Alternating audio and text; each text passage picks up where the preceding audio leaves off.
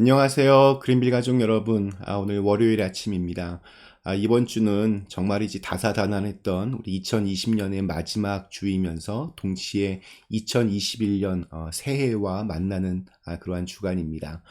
어제 주일 예배 때도 말씀드렸지만 잊어야 할 것들은 빨리 깨끗하게 훌훌 다 털어버리시고 우리를 위하여 새 판을 준비하고 계신 하나님의 인도하심을 기대하고 또 기도하면서 후회 없는 오늘 한 주간을 잘 살아내시기를 간절히 기원합니다. 오늘은 저희가 로마서 2장 우리 1절에서 5절의 말씀으로 오늘 이 아침을 시작하도록 하겠습니다. 로마서 2장 1절에서 5절의 말씀. 그러므로 남을 판단하는 사람아, 누구를 막론하고 네가 핑계하지 못할 것은 남을 판단하는 것으로 네가 너를 정죄함이니 판단하는 네가 같은 일을 행함이니라. 이런 일을 행하는 자에게 하나님의 심판이 진리대로 되는 줄 우리가 아노라. 이런 일을 행하는 자를 판단하고도 같은 일을 행하는 사람아, 네가 하나님의 심판을 피할 줄로 생각하느냐. 혹 네가 하나님의 인자하심이 너를 인도하여 회개하게 하심을 알지 못하여 그의 인자하심과 용납하심과 길이 참으심이 풍성함을 멸시하느냐. 다만 내 고집과 회개하지 아니한 마음을 따라 진노의 날, 곧 하나님의 의로우신 심판이 나타나는 그날에 임할 진노를 네게 쌓는도다. 아멘. 네, 지난주에 읽은 로마서 1장 우리 후반부는 모두 21개의 아주 구체적인 죄의 모습들이 나열되었습니다. 그리고 그러한 죄를 짓게 하는 가장 근본적인 원인은 하나님을 그 마음에 두기 싫어하는 마음 때문이었습니다. 마음 속에 하나님이 없으니 죄를 짓고도 그것이 얼마나 치명적인 결과를 낳을지에 대한 자각도 없습니다. 심판도 무서워하지 않습니다. 계속 그렇게 죄를 짓다 보면 결국 하나님의 진노하심을 피할 수 없게 됩니다.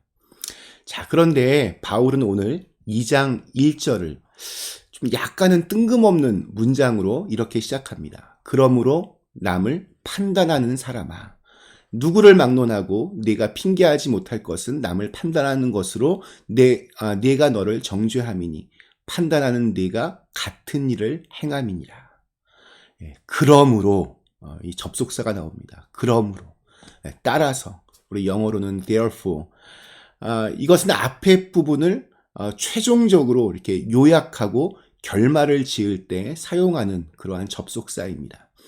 자, 그런데 1절에서 이러한 단어로 시작을 했다라고 하는 것은 로마서 2장의 시작이 이 1장의 후반부와 관련이 있다는 것을 우리에게 말해줍니다. 우선 좀 그 배경을 좀 이해하려면 자, 로마 교회가 이제 시작이 되었습니다. 어떤 사람들이 이 로마 교회를 처음 이렇게 이루었을까요? 우선 로마에 살고 있던 유대인들, 지금 우리처럼 이민을 왔거나 나쁜 경우에는 노예로 끌려왔거나 아무튼 하나님을 원래부터 알고 믿었던 율법을 자신들의 규범으로 삼고 지키려는 유대인들로 아마 처음 시작이 되었을 겁니다. 시간이 좀 조금 지나자 그 로마에 살고 있던 로마 사람들도 교회에 나오기 시작했습니다. 우리 같은 이 한인 교회에도 미국 분들이 이렇게 몇 분 이렇게 나오시는 것을 보면 쉽게 이해할 수 있습니다. 로마에 살던 이 로마 사람들은 사실 하나님을 몰랐습니다. 율법도 당연히 몰랐습니다. 그나마 이렇게 교회에 처음 나온 분들은 어렴풋이나마 조금씩 그 신앙을 가지며 살았겠지만 로마에 살던 대부분의 사람들은 자신들이 정복한 별 볼 일 없는 작은 나라에서 시작된 종교에 관심을 가질 일이 없었습니다. 하나님도 모르고 율법도 모르고 그래서 1장 이 후반부에 나오는 수많은 죄들을 아무런 죄의식 없이 그렇게 행했습니다. 로마서는 바울이 로마 교회에 보낸 편지입니다. 처음 1장을 이제 이렇게 읽어갈 때 그곳에 있던 유대인 교인들이 얼마나 통쾌했을까요? 가뜩이나 우리는 영적으로 도덕적으로 우월하다라고 하는 선민의식으로 가득한 사람들인데, 아마도 그들은 이 바울의 편지 첫 부분을 읽어가면서 맞아, 하나님을 모르는 저 이방인 놈들, 하나님을 모르니 저렇게 많은 죄들을 무서운 줄도 모르고 있지. 이 말씀은 정말 깨끗한 자기들과는 상관없는 로마 사람들을 향한 하나님의 무서운 심판의 경고라 생각했을 겁니다. 자, 그런데 느닷없이 바울이 그 다음 문장을 이어갑니다. 그러므로 남을 판단하는 사람아. 성경을 읽는 우리의 마음을 이렇게 꿰뚫고 계시는 것 같습니다. 우리 영화를 볼 때, 드라마를 볼 때, 그리고 성경을 읽을 때 우리는 보면 선한 사람, 주인공의 입장에서 이렇게 감정이입을 합니다. 주인공은 나, 그리고 나쁜 사람, 악인은 언제나 다른 사람들입니다. 예를 들어서 우리가 다윗과 사울을 이렇게 이야기를 우리가 성경에서 읽을 때, 여러분은 다윗의 마음으로 성경이 읽혀지십니까? 아니면 사울의 심정으로 읽혀지십니까? 물론 다윗의 눈으로, 다윗의 마음으로 성경을 읽어도 굉장히 은혜가 됩니다. 그러나 이렇게 뒤집어 보면 더 큰 은혜가 됩니다. 정말 은혜가 될 때는 나는 내가 다윗인 줄 알았는데 내 안에 사울이 있었구나.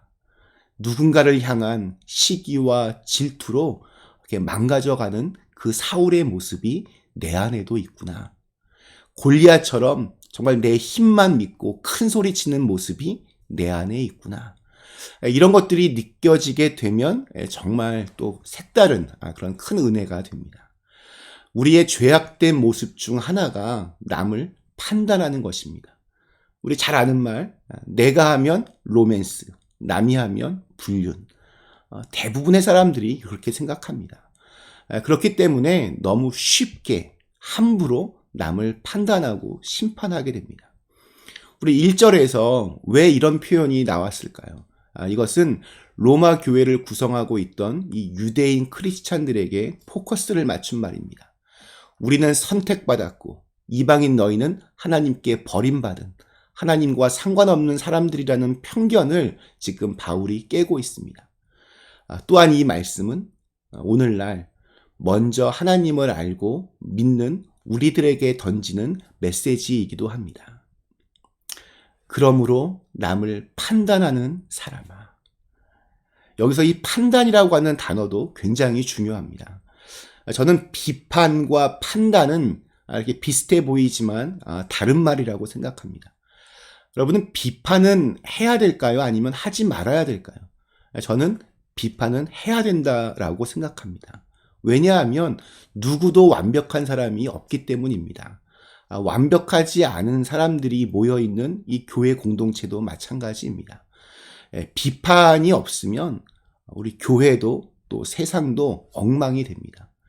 오늘날 교회들, 특별히 아주 대형 교회들, 그런 교회들에서 이렇게 세습이 이루어지고, 횡령이 이루어지고, 또 여러 스캔들이 벌어지고, 왜 그런 일들이 더 많이 벌어질까요? 왜냐하면 교회 안에 건강한 비판이 없기 때문입니다.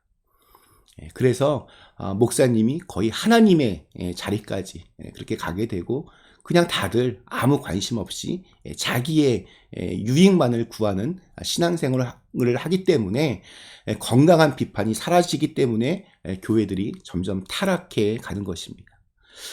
또한 비판과 판단의 대상을 우리가 분명하게 해야 합니다. 비판이라는 말을 쓸 때는 이것은 일과 관련해서 쓰는 표현이고, 판단은 사람을 심판하는 것과 관련이 있습니다. 예를 들어서 이렇게 회의를 하면 의견이 서로 이렇게 다를 때가 있습니다. 그러면 치열하게 그 안건에 대해서 서로 이렇게 비판할 수 있는 문화가 있어야 그 공동체가 건강해집니다. 문제는 특별히 우리 한국 사람들은 피가 뜨거워서인지 나와 다른 의견을 내는 사람이 있으면 그 의견을 비판하는 것을 넘어서 그 사람 자체를 공격하고 판단합니다. 나쁜 사람, 한심한 사람, 이렇게 판단합니다. 그래서 그 사람과 감정이 상해서 원수처럼 그렇게 지내기도 합니다. 선을 넘는 것입니다. 심판, 판단은 누가 하십니까? 하나님이 하십니다. 다른 누구와의 관계에서도 심판자의 자리에 우리가 가지 말아야 됩니다.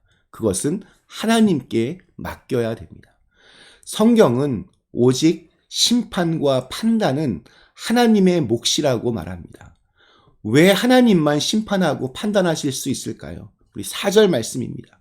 혹 내가 하나님의 인자하심이 너를 인도하여 회개하심을 알지 못하여 그의 인자하심과 용납하심과 길이 참으심이 풍성함을 멸시하느냐. 하나님은 심판과 판단을 통해서 생명을 살리십니다. 의사가 여러 검사들을 통해서 환자를 고치듯이 하나님의 심판은 하나님 사랑의 또 다른 모습이기도 합니다.